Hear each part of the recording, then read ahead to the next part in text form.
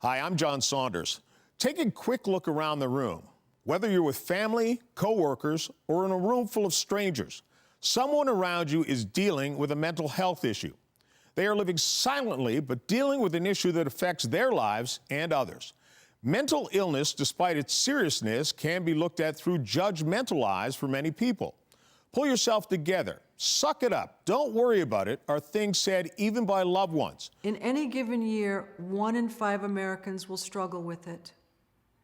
Many will be too ashamed to admit it, and they won't seek the help that they so desperately need. My name's Ellen Sachs. I'm a professor at the University of Southern California Gould School of Law, and I'm also someone who suffers from chronic schizophrenia and has had to manage life in the face of quite a few symptoms.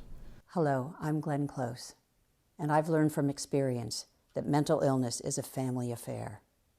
When my nephew was diagnosed with schizoaffective disorder, and my sister was diagnosed with bipolar disorder, our family had no knowledge of or vocabulary for mental illness.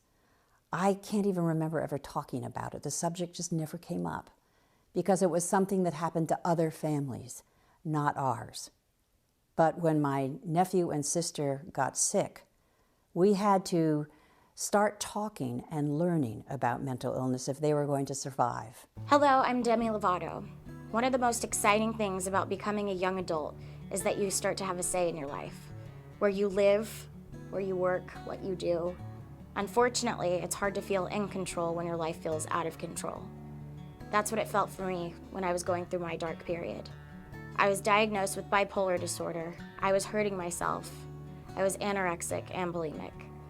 I wasn't doing well, but it took my parents and my team to pull me aside to talk to me about getting help.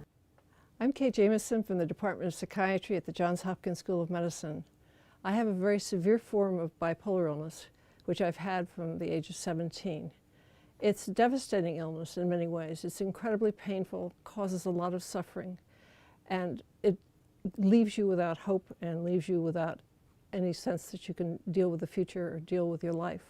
One of the great things about bipolar illness, though, is that it's very treatable, and it's important to get treated really as early as possible.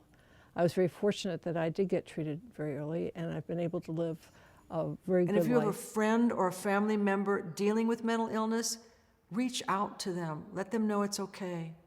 If possible, try to help them get the help they deserve and that they need.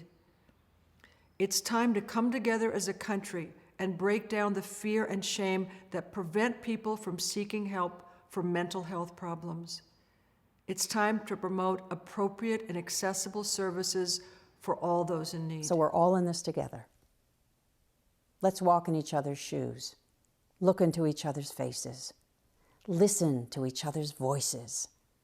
But most of all, let's start by talking about it. We must, as a society, learn to recognize the signs and reach out to those we know are in trouble.